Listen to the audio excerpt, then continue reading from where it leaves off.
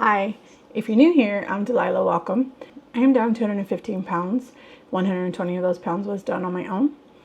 Then I got on a GLP-1, my little homie here, Mounjaro, and I've been able to lose an additional 95 pounds. And we're still going. I have a goal. I want to lose somewhere in the 140, 150 additional pounds from where I'm at right now.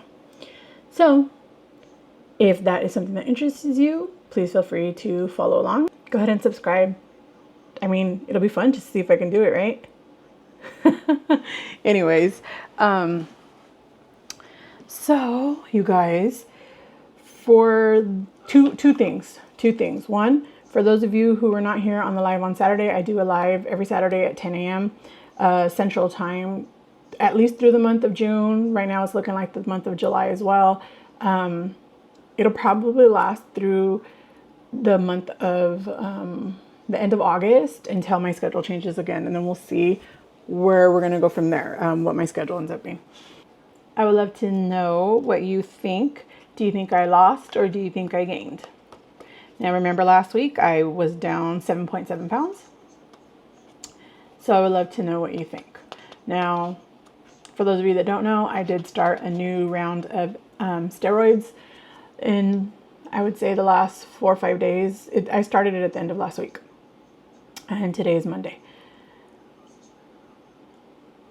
As you can tell, I am having a bit of a rosacea flare-up, and I do believe that it is steroid-induced. I did not anticipate having to go on steroids again, but my tonsil started swelling, and this side was like super inflamed. It was touching the other side. And that's not the first time that's happened to me. It happens a lot, actually. Since I was little, it's always been something. I have huge tonsils. They have repeatedly wanted to remove them, but my mom was afraid to let them do it, so I never got them out. So I would love to know what you think. Do you think I lost or do you think I gained? Go ahead and throw it in the comments down below, and we will see if you were right or wrong. You guys, this is the third week in a row where we are not going to be able to get some coloring in. We had some really bad storms yesterday that ended up throwing our power out. And so I was up until like 3 or 4 in the morning just dealing with that. Our power was out from somewhere around 11 p.m. until, well, I think like almost 5. It was like 5:45, 5:50 in the morning when it finally came back on, like stable, like it was stabilized. So it was quite the ordeal yesterday or last night. And then I had to get up really early this morning to go do physical therapy. For those of you that don't know, I have something going on with my spine, so I'm doing physical therapy to try to alleviate some of the pain. And I just simply ran out of time. I am actually on my lunch right now, so I am just trying to film on my lunch. It is, normally I film this in the morning, but I had physical therapy this morning to go to. And then when I got home, I had my therapy appointment with my new therapist, who is an ED specialist. So I had that, and then I simply had to go straight to sleep. I was so tired. Like, I start work at 3:30, which means I technically can start anytime between 3:15 and 3:45 and still be considered on time. So I always try to start at 3:15 so that I can get off at 11:45 p.m. instead of midnight. I know it doesn't sound like a lot. It's only 15 minutes, but it makes a big difference when you get off on the same day that you started, as opposed to the next day. To me it does. So I'm just like, ugh. But I didn't even get up until 3 p.m. Well, after I was done with therapy and everything, I went to sleep and I didn't even get up till 3. That was rough. So anyways, let's just get right to it. Last week I weighed in at 268.8. This week I weighed in at, stop it, 270.6.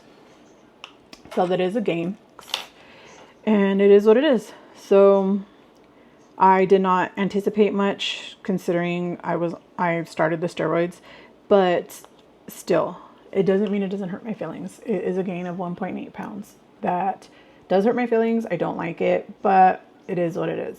And sometimes it's going to happen.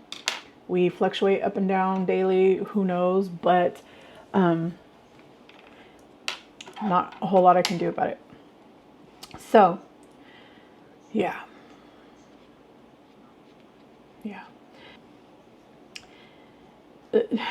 Dude, the thunderstorms that we had. My poor brother got stranded in New York City, or he was here in the DFW and he got stranded here. He was supposed to leave here at 5 like something p.m. He didn't get out of here until almost 6 in the morning. It just, there was ground stops, like it was awful. But luckily he was able to get out of here, and now he's on his way to Paris. So good for him.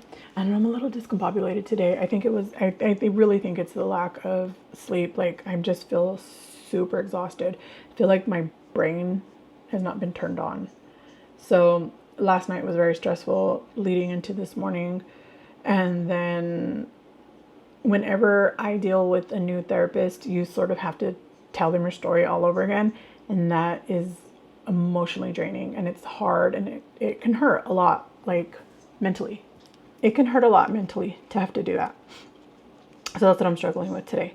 And I am trying very, very, very hard not to allow myself to fall into my old habits of when I feel really uncomfortable and I want to have some relief.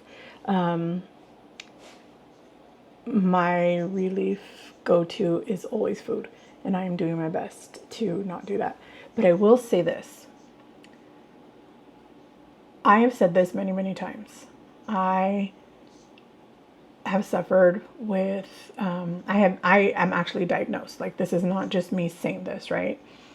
I have been, in the past, multiple times throughout my life, I have been diagnosed with multiple EDs. I have to be very careful with the words that I use here on YouTube because I keep getting these age restrictions on my videos, and I mean, it's a normal part of my life, and I'm not here telling people, I'm not promoting it. I'm not, I am actively promoting healing from it, but they don't see it that way. So I do have to be very careful with the words that I use. So if you do not know what an ED is, most people don't refer to it as ED. They refer to it as like E for Echo, D for Delta. So, yeah, but I have been diagnosed formally multiple times for BED, right? So if you don't know what BED is, BED, it is Bravo Echo Delta. It is something that causes you to lose control of your food intake, right? Like you sort of have this, for lack of better words, out-of-body experience when you begin to eat that trigger for you. And suddenly you'll snap to it and something will snap you out of it. Don't know what it is, something, right? It could be anything. It could be a noise. It could be someone coming in. It could be illness in your stomach. It could be you ran out of food. It could be anything, right? Like anything will just like sort of snap you out of it. And when that happens, you sort of are like, what? And it's not always like that, but it's the most common way that it happens. And for me,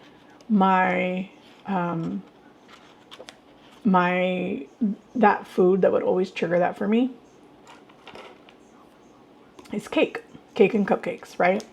And I mentioned this to my new therapist, and I told her about the number one thing that sticks out to me from childhood is that when my cousin was having a birthday party, I was 9 years old, and I've been pretty much this height my whole life. I'm only 5'2", but I've been pretty much 5'2" even then.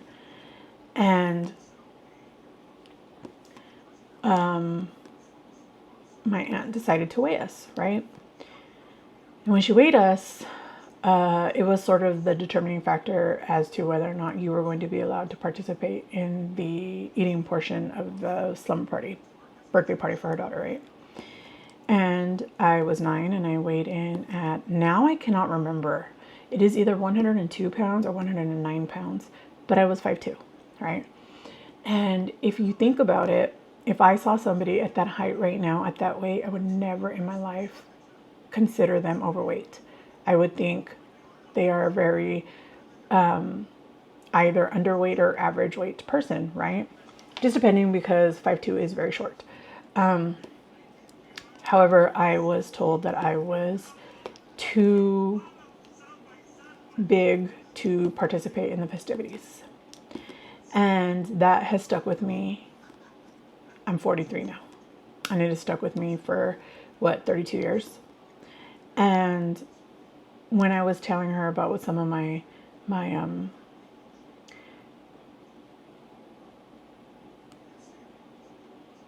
foods that I just sort of lose control over. And I was telling her how it's never been prepackaged. Like Hostess cupcakes, it's never been those. It has always been grocery store celebratory cupcakes or cakes, like birthday cupcakes or birthday cakes. Always, it has always been that way. And it is something about like store-bought ones, bakery made, fresh made ones. I really could lose myself in a sheet cake. There have been many, many, many times. I've never been a big eater in one sitting. Like, I've never been able to eat a lot in one sitting, but I can absolutely positively demolish a half a sheet cake or usually a quarter sheet cake. A quarter sheet cake, a two-tiered quarter sheet cake. I could demolish that thing in a week. Sometimes just a few days, just depending on whether or not I'm eating other things. Like if I eat actual meals, it would be a week. If I only ate that cake, I can eat it in 2 days. I do not feel well after. And again, I've never been that kind of person who can sit and eat a lot in one sitting, but the food that I do eat has always been, very calorically dense, right? Empty calories, yet a lot of calories. So when I said that, she was like, oh, that makes sense. And I was like, it does? Like, to me, why does that make sense? She said, well, it makes perfect sense. It was the one thing that you were deprived of. It is the one thing that sticks in your head as to your very first experience with that hurt that was brought onto you for being too big, right? And you weren't allowed to participate in the celebration of, the birthday cake and stuff. So it makes perfect sense that it was something you were deprived of, and specifically because of your weight. So it makes sense that is the food of choice, right? When you are in these sort of trance-like states, right? And for those of you who have never suffered with this mental disorder, you cannot comprehend what it is that I'm talking about. But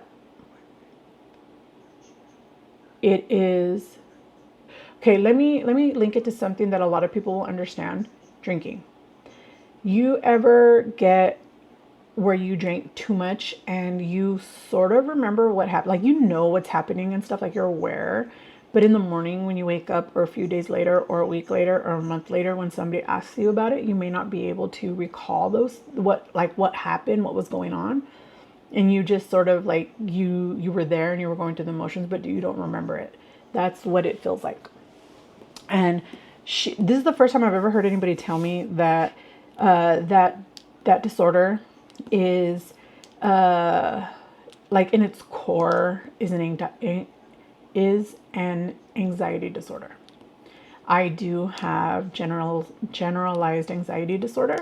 I am diagnosed by a psychiatrist, multiple psychiatrists, in fact, throughout my life. I am diagnosed. And I don't just say that I have anxiety, right? I actually have a clinical diagnosis. And I said, I've never had anybody tell me that.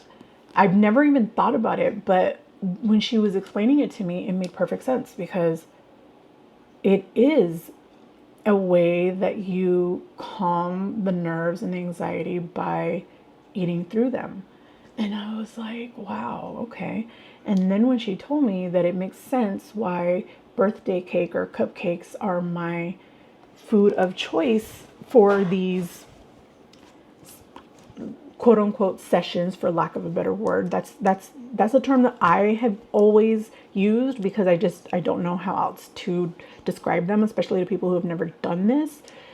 So it's like in these sessions, it makes sense that it would be these. And I've never considered that. And I was like, wow, that was like so profound to me. I never considered that, but it makes perfect sense. So today was a very, very stressful mental day and exhausting day, but we are going to work through it. She asked me why it is that I wanted to change my therapist to address these concerns. Like, is there anything going on that, basically she's asking if I'm active in this disorder. And that's not the only disorder I have. I do have more eating ones, right? So I am a compulsive overeater. I have BED. I am old enough to have a diagnosis called EDNOS, which is no longer in the medical playbooks or whatever. It's now categorized as something else. But back in those days, it was eating disorder not otherwise specified. So I'm battled.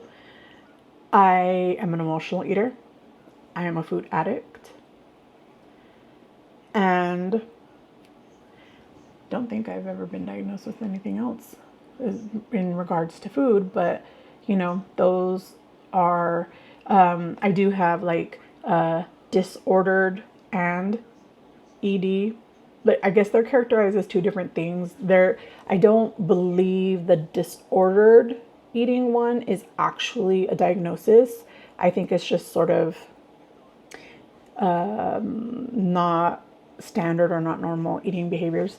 I can't recall, to be honest with you, but I do know that the others are. And she did ask if I am still on any of the medication, like for the mental stuff, right? And I am not. I have ceased medication for those things about 2 or 3 years ago. I no longer take any of them because I did feel like they were sort of numbing me. Like I sort of was living life in like this numbed state, and I didn't really like how I felt. So I wanted to try to address things, and I didn't feel like I could do that in this like sort of muted state. So I did explain that. And she said it made sense. And I've had therapists before tell me that they feel that a lot of people are better suited to seek healing through therapy once they come off medication. It is easier to do that. Sorry, I'm trying to make sure that I'm logging in and out on time. So it is something that I am currently dealing with, and I'm not sure if I will be going back on any medications for it soon. I do not believe so. I am almost 4 years bee free of bee eating. Almost 4 whole years. I have had overconsumption episodes or sessions, I guess. Again, I call them sessions for the most part. And she did ask me how I classified them in different ways. And I told her, for me, an overconsumption session is I am in control. I realize what I'm doing. I may not feel in control, but I know what I'm doing, and I can stop myself. I may not be able to stop myself right away, but I can stop before it goes too far. And I'm aware, like I'm fully cognizant. I'm fully aware of what's happening. Whereas in a B session, I don't recall. I am unaware of what's happening. I will have faint memories of it later on. And it's sort of one of those things where I'm sort of in a trance, and I'm aware that it's happened simply because of the remnants of what has been consumed, right? Outside of that, I really don't know if there is a difference, but that is how I determine the difference. And she said, okay, some people don't know what the difference is for them, like what they classify, why they classify one is one and one is the other. But that is how I classified it. And she said, okay, it makes perfect sense. That's where we're going from here. So that is something that I felt pretty good about bringing up and talking about, even though it was kind of hard and it was like just really emotional, you know, and understandably so, I think. Yeah. So that's where we are right now. And yeah. So hopefully next week I will lose the 1.8 pounds that I have gained. We will go from there. Yeah.